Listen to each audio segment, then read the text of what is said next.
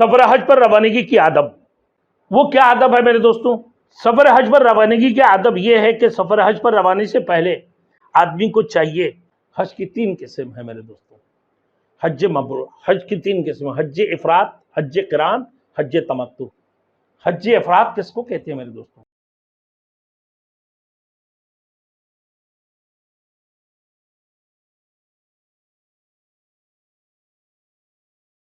Thanks for watching. Don't forget to like, comment, share and subscribe to Maulana Habibullah Rouhani Official.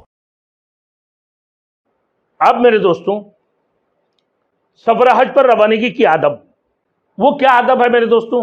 سفر حج پر روانگی کی آداب یہ ہے کہ سفر حج پر روانی سے پہلے آدمی کو چاہیے اپنے عزیز و اقارب، احباب، دوست و احباب، اپنے پڑوسی نا سب سے مل جل کر معافی تلافی کر لے، ان سے مصافحہ کر لیں نا، دعا کی درخواست کریں، سب سے کسی کا کوئی حق ہو تو اس کو ادا کر دیں، معاملہ صاف ستھرا کر کے، کسی نے اگر امانت رکھی اس کو واپس لوٹا دیں، یا اس کا کوئی انتظام کرے، کسی بات کی وصیت کرنا، کسی چیز کی بات اگر اس کی ذہن کے اندر ہے تو وہ وصیت کر کے نکلے نا، گھر سے خوش و خرم ہنسی خوشی سے نکلے، اللہ کی رضا کے لیے حج کرنے کے لیے روانہ ہو رہے ہیں۔ روانگی کے وقت نفل پڑھ کر دعا کریں اور کچھ صدقے وغیرہ بھی دے دیں۔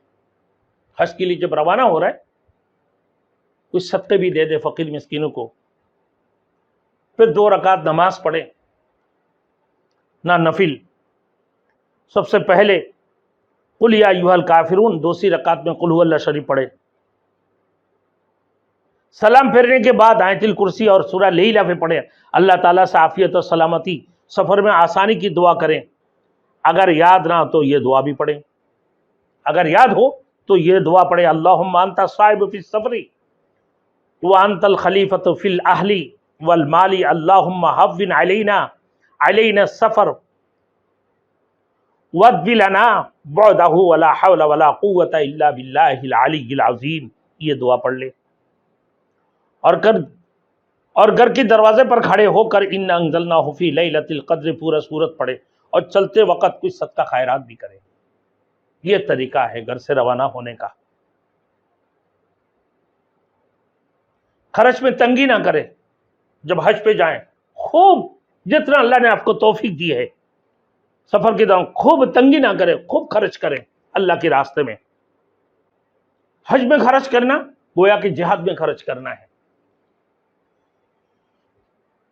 حج جہاد اکبر ہے، حج جہاد اکبر ہے، جیسے اللہ کے راستے میں خرچ کرتے ہیں جہاد کے لیے، ایسا ہی حج میں بھی خوب خرچہ کریں، ہاتھ کو تنگ نہ کریں، جتنا خرچہ کر سکتے ہیں کرتے رہیں۔ اور پھر کہ حج کی تیاری ضروری ہے، ہر شخص کی تمنا اور آرزو ہوتی ہے کہ میرا حج اللہ کے یہاں مقبول ہو اور مجھے حج مبرور نصیب ہو، مگر اس تمنا اور آرزو کی باوجود اکثر لوگ حج کی تیاری سے غافل اور بے فکر ہوتی ہیں۔ کچھ لوگ تو مکہ مدینے کی زیارت اور وہاں پر خالی چکر لگانے آتے ہیں، حج کو سمجھتے نہیں ہیں۔ بھائی کچھ لوگ عمرہ کرنے کے لیے آتا ہے، اس کو عمرہ کا کوئی چیز پتہ ہی نہیں ہے، بیت اللہ کا طواف کر لیا بس۔ میرے دوستوں، اس کے اندر نماز جیسے فرض ہے، نماز کے اندر جیسے واجبات ہے، جیسے سنت ہے، جیسے مستحبات ہے، اسی طریقے سے حج کے اندر بھی میرے دوستوں واجبات ہے، سنت ہے، مستحبات ہے، اس کی طرف خیال بہت ضروری ہے، اس کو سیکھنا بھی بہت ضروری ہے میرے دوستوں۔ ایسے نہیں کہ بھائی حج کے لیے گیا بس وہاں کے بیت اللہ کا طواف کر لیا، مسجد نبوی مکہ حرم شریف میں مکہ اور مدینہ میں گیا بر چکر لگا کر آ گئی، ایسے نہیں ہو۔ اب میرے دوستوں حج کے اندر سنت طریقہ، حج کے اندر جو فرض ہے اس کی طرف دیکھنا بہت ہی ضروری ہے۔ اگر حج کی فرض ادا نہیں ہوا تو آپ کی حج گویا کہ ادا ہی نہیں ہوا۔ حج کی 3 قسم ہے میرے دوستوں، حج مبرور، حج کی 3 قسم، حج افراد، حج قران، حج تمتع. حج افراد کس کو کہتے ہیں میرے دوستوں؟ کہ صرف اور صرف حج کی نیت کرے. وہ بیت اللہ کی طواف کر سکتے ہیں مگر عمرہ نہیں کر سکتے. حج قران کس کو کہتے ہیں؟ جو عمرہ اور حج دونوں کی نیت کر لے. پہلے وہ عمرہ کر لے، عمرہ کرتے وقت اگر وہ نیت کر لے کہ میں حج قران یعنی حج کی سعی کر رہا ہوں، تو اس صورت میں اس کو حج کے بعد دوبارہ سعی کرنے کی ضرورت نہیں ہوگی. جب سب سے پہلے عمرہ کریں لیکن وہ اپنا سر منڈائیں گے نہیں، حج کی بعد ہی وہ سر منڈائیں گے، قصر کریں گے، حلق یا قصر کریں گے. اور حج افراد صرف حج کریں گے. اور حج تمتع حج سے پہلے، یہ سب سے آسان ہے، حج سے پہلے عمرہ بھی کر لے کہ جب یہاں سے ایئرپورٹ کے لیے روانہ ہو جائے میرے دوستوں تو وہ اب حج بدل اور حج افراد تقریباً ایک ہے. حج بدل کس کی؟ کہ جس کے اوپر حج فرض ہو. ایک نمبر اس کی 3 شرائطیں ہیں. ایک نمبر جو حج ان کی 3 شرطیں یہ ہے کہ پہلی شرط کہ جس کی طرف سے حج کیا جا رہا ہے اس پر حج فرض تھا لیکن وہ حج کیے بغیر دنیا سے رخصت ہو گیا، یا ایسے معذور ہو گیا ہو کہ اس کی خود حج کرنے کی کوئی توقع نہ ہو کہ دوبارہ وہ حج نہیں کر سکے، اتنا معذوری آ گئی اس کے اندر. دوسری شرط یہ کہ مرنے والے نے وصیت کی ہو کہ میری طرف سے حج کرایا جائے. حج فرض ہو، پھر دوسرا نمبر وصیت ہونا چاہیے کہ میری طرف سے حج کرایا جائے، تو وہ حج ان کو کرائیں گے. وصیت جن کو وصیت کر کے گیا ان کی ذمہ ہے ان کو حج کرائے ان کے نام پہ. تیسری شرط کہ حج بدل میں جو رقم خرچ کر رہے ہوں، جن کی طرف سے حج بدل ہوگی ان کی طرف سے ان کی سامان میں سے یعنی رقم وہ اس شخص کی طرف سے ہوگا جو حج بدل کروا رہے ہیں. اگر یہ 3 شرطیں نہیں پائی گئی تو تینوں شرطیں نہ ہو تو اس صورت میں یہ حج بدل نہیں ہوگا، بلکہ یہ حج نفل ہے، یہ حج بدل نہیں ہوگا.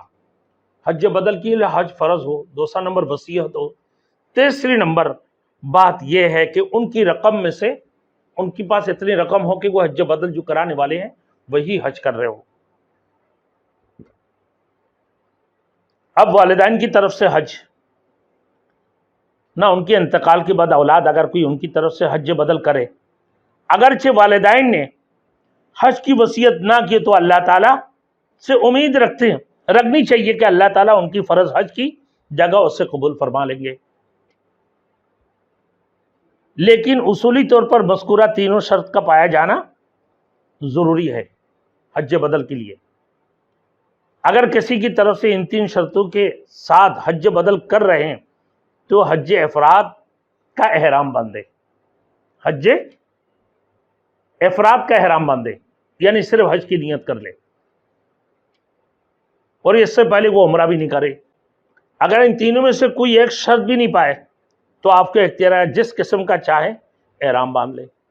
تینوں میں سے کوئی بھی نہیں ہے تو آپ کی اختیار ہے کہ آپ جن میں سے جو بھی اختیار کرنا ہے جس قسم کا چاہیں احرام باندھ لیں. اب یہ ہے میرے دوستوں احرام کی چادریں.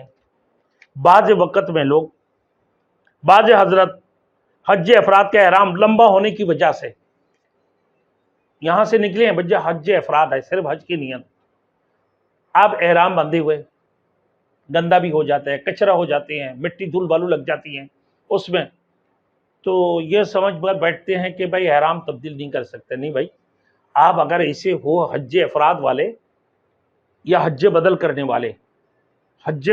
والے، حج افراد کا احرام باندھے، ان صورتوں میں اگر ان کی احرام کی کپڑے یعنی چادریں گندے ہو جائے تو وہ دوسرا بھی تبدیل کر سکتے ہیں، اس میں کوئی حرج نہیں ہے. اس کا نام احرام نہیں ہے. احرام نیت اور تلبیہ پڑھنے کا نام ہے. جب احرام نیت کر لی اس کے بعد تلبیہ پڑھ لی تو وہ احرام بن گئے ہیں. تو یہ چادریں آپ پاکی ناپاکی کی حالت میں نہ آپ اس کو بدل کر دھو کر بھی پہن سکتے ہیں. دوسرا ایک اور علیحدہ سے آپ کو احرام کی کپڑا رکھنا چاہیے, ایک چادر ایک پہننے کا, 2 چادریں رکھنا چاہیے, ایک پہن لیں اور ایک اوڑھ لیں.